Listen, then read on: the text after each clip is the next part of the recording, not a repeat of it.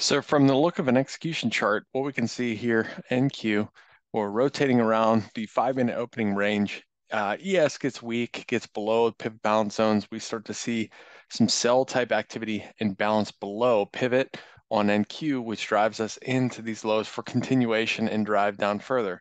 One of the takeaways here, not only are the rotations mapped pretty cleanly with Delta Map, Dominator, and EADs, but taking a look even at your tape reader down here.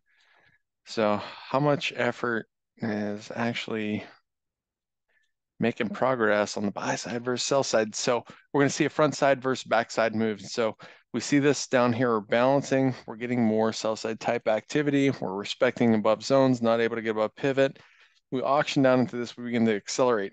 And this is where we begin to see some waterfall type activity. So we come out of this balance and we begin to accelerate down in.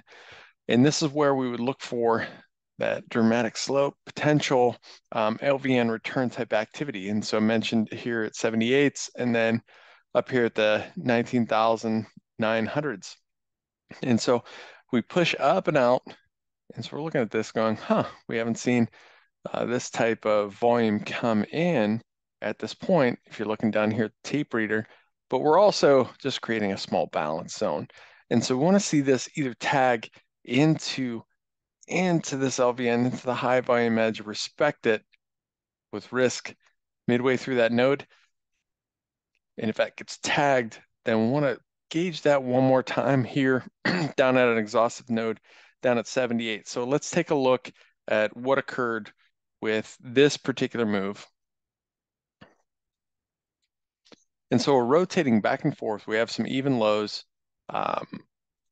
We have some even lows on this small pause here after that waterfall, that little V type activity. And so we want to be keying in on these 1900s down here where that volume anomaly is and not be risking anything down inside of the mid of that distribution that's below us. So that distribution from 88 to 19,904, and try not to get excited if it starts to push up and away and so forth.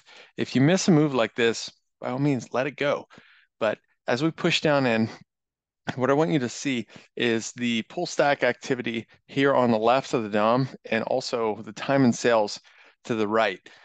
And so in pushing into this LVN, primary look for me would be the bid side, the blue on the pull stack completely removes. We see sell sweeps coming through. They're highlighted in red on the time and sales. They don't go anywhere. And then the pull stack flips completely. Not only flips, but the offer pulls completely off. So we'll pay attention to that here on the right. Sweep, sweep. Watch for the pull stack to flip right in this zone. Right now, you see refreshing in this area, the low 19,900s, reasonable risk into the mid distribution, and stepping up the ladder. The offer side pull stack does not step back in. We saw sweeps into that were stopped in its tracks, and we saw the order flow activity absolutely change hands from this. Now, if we speed this up, we'll see the resolution of this move in particular, but essentially, this down here is a zone of interest. And if you're in that zone, then that risk is mid distribution, and you don't want it to be any further than your default risk. And certainly we don't want to have 80 to 100 point risk on anything. And so with that here, that's an execution type sequence after seeing a structural response. So what is the structural response? We stepped into prior pivot balance zone. We stepped out of that. And now we have two LVNs to work against. One is right here. Which one's going to respond first? The first one or down here at 78s. And so you see that rotate quite a bit through there. But putting risk on, you at least have your defined management for where it's off. Where is that trade off? So we go ahead and track this forward. Then simply what you want to see is the offer stepping up the ladder like this. maintaining any type of push back into the zone. We want to see that pull stack push into some strength from the bid side. With that, I'm going to speed this up like this. And so in a quick time frame, and you can slow this down, what you're going to see is some two-way type activity into this zone, some attempt to absorb up in the 930s, but essentially down in those lows, we identify an area of interest, and then what do we want to see when we arrive there?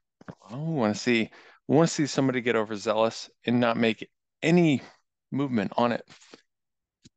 And that's what happens. So you get sweeps, you get pull stack flip into that, and to stack upon that, what we have is the fact that the entire morning is sell, sell, sell, and that's depicted even down here with that sell, sell, sell, and then we start to see where is the backside move of this? Where is the rebid opportunity to begin taking back some of this range, grabbing stops and start moves forward. And so that's the type of sequence that I'd be looking for a rebid scenario against structure, having my boundaries with the pivot bound zones, auto plot, any of the MGI that you particularly hone in on. But if you don't get that type of response, then there's no need to be active.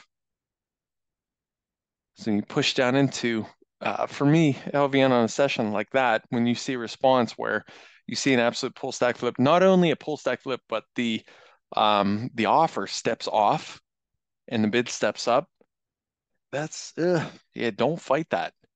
Get on board with that sucker. Um, this is a rebid and it's not weakness. All right, so just a brief market replay from this week. And what I'd appreciate moving forward is we're going to have these across the board. And so feel free to open a help ticket, tag me directly. Make sure you're not tagging the Joe bot, but tag me directly, provide a timestamp and a brief description of what you were looking at so that I'm aware of what you're trying to convey with that review. And I know we're going to get a lot of these, but going to review them and see which ones are things that we should certainly build a bank of.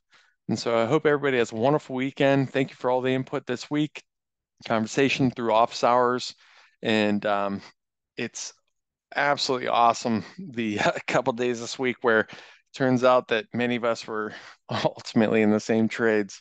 So you guys have a wonderful weekend, and we'll be chatting this Sunday.